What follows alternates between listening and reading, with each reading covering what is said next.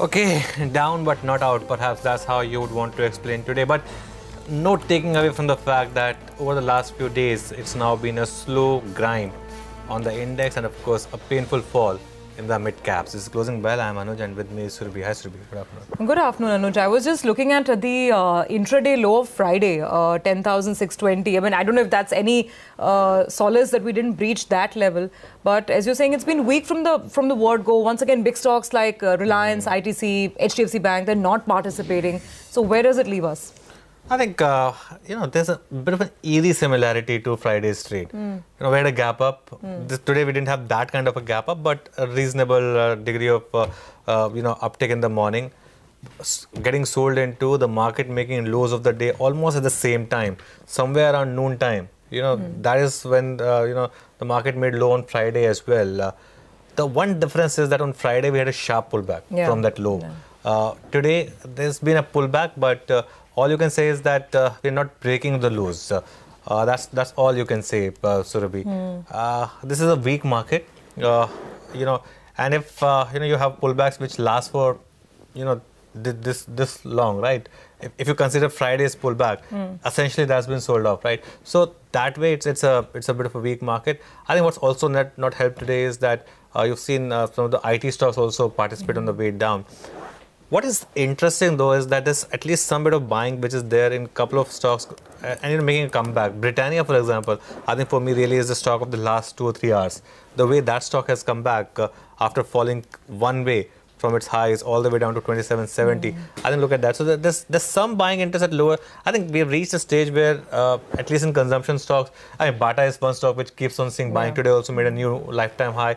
So there's one pocket where you are looking at some kind of buying also happening at lower level. The problem for the market is that the majority of the market right now is on sell on rally frame rather than buy on dips. And that's what's playing out on the index right now. Well, that's been the situation, I guess, today. Let's see if it gets any different or any better for the bulls in the last 1 hour. So let's get started. Here is what is lined up on Closing Bell this Monday. The market remains under pressure. It is just off the lows of the day.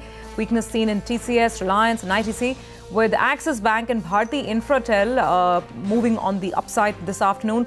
Yes Bank remains one of the key losers on the index. We'll be discussing a lot of these trends with the fundamental experts, SP Tulsian of sptulsian.com, Mahesh Joshi of Angel Broking and Prashant Prabhakaran of Yes Securities.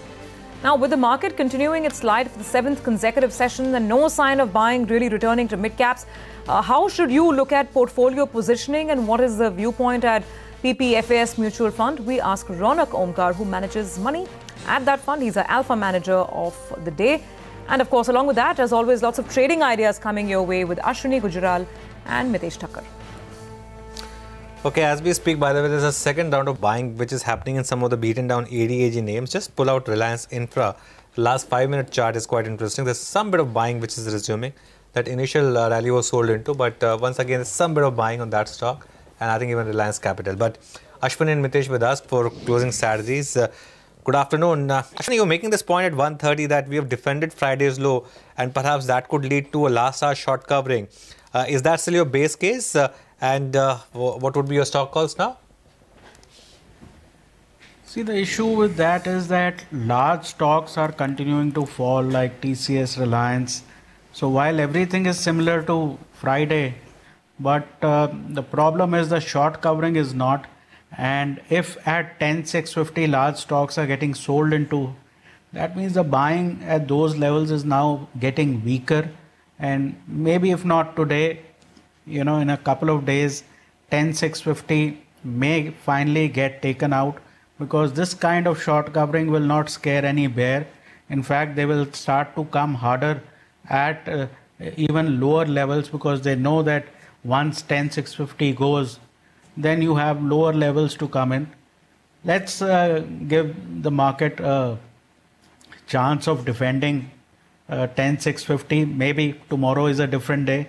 But the way this is going with hardly 2 sectors positive, this does not look like, great short covering is on the way. And maybe while going home, taking short positions home if we are ending up around here, may not be such a bad idea because this kind of 20-point short covering is not inspiring any confidence. Having said that, I think large stocks are seeing lots of selling, while mid caps, Nifty Junior, etc., have come back a little bit. Bata is a buy with a stop of 1260, target of 1300. TCS is a sell with a stop of 2000, target of 1930. And ITC is a sell with a stop of 280, target of 268. Okay, so quite a few sell calls on Ashwini's list as well, including some big stocks there. Mitesh, good afternoon. How do you read today's session? Very range bound, bias is still negative. Do you have a trade on the index at all? And then, of course, stocks. So, Surabhi, two things. One, in the last few days, I've been trying to highlight that the weekly charts have turned very negative. That was when we got the closing below 10,800. Now 10,660, 650 on the daily chart on multiple occasions have held. I think today is also trying to hold. Maybe you will get a bounce back from here. My sense is that eventually, I think in the next few days, we will break this level, head towards 10,480, possibly break that and head towards 10,100 to about 10,000. So I'm looking at a very negative outlook which could happen over the next 4 to 5 to 6 weeks. So in that sense, yes, I think there could be a bounce back happening for the next 1, 2, 3 sessions. But as long as we don't get past 10,750, 800 zone again, I think the chances of a breakdown or a bigger breakdown will remain very strong. So we are trading with, in that sense, more of negative bias. On the Nifty, since we are holding the 10,650, 660 zones currently, the idea is to buy put options for March expiry. Once we possibly break below that, you can go short in futures as well. On the stock side, I have two sell calls. Bharat Forge is a sell with a stop at 470 for targets of 444, and Hindustan Zinc is a sell with a stop at 247.5 for targets of 235. Okay, the market's seeing a bit of a fresh sort of mini breakdown. In fact, almost making a fresh intraday low on the Nifty. Nifty futures, that is 10,675 is what we have. The futures low is 10,664, so we'll keep an eye on that. Mitesh, thoughts on Britannia? That stock's making a bit of a comeback. This looks like to be some kind of a reversal from a big decline which this stock has had. It went in the last 2 weeks, went from levels of 3,300 to as low as 2,750. I think it will give you a bounce back, possibly to about 3,000, 3,050 zones. But if it fails to clear that, which looks to be a more likely outcome, I think a retest of 2,750 is not only on the cards, but possibly even a breakdown. Okay, that's a word on Britannia. By the way, Anuj, you were making the point about how it seems that some stocks where there was earnings visibility, maybe that's where the buyers are flocking. I was looking at Havells also recover from the lows of the day. Not as good as Britannia today, but I don't know, is that some sort of a trade, maybe some sort of accumulation that's still on, bulls still keeping the faith on at least few of these big stocks? Perhaps, the value, stocks falling from the highs and where the earnings visibility is still there. Perhaps, you've seen that play out. I think even at some point you saw that with Nestle as well, Surabhi. The problem with the market is that is now a very select set of only 8 to 10 stocks. And even in that, like even Nestle has come back. So even in that, you don't have too much of valuation comfort. Yes, Havells perhaps is a good stock, good earnings visibility. It's a horrendously expensive stock. So that is always going to be a problem with some of these stocks. That at the end of the day, this overvaluation, Surabhi, is also something which needs to correct. So it's not right for this market. Either this market really corrects in a wholesale manner, which is everything falls, and that will make the poison get out of the system, and that will make market healthy. Or you start to see broader mid-cap participation. One of these two have to happen. Otherwise, it will remain a bit of an unhealthy market. Okay, so those are some of the earnings-driven stocks that are moving higher, and then there are the troubled stocks that are doing relatively better off today. So whether it's the ADAG group or whether some of the SL group stocks. By the way, look at the rebound. For instance, Dish TV up about 9 to 10%. Z Entertainment, in a market which has been so weak throughout, has been holding on to some gain whatsoever. Specifically on these two, Ashwini, now those who managed to play the punt and get this trade right on both Z and Dish TV, for them, some money, especially on Z.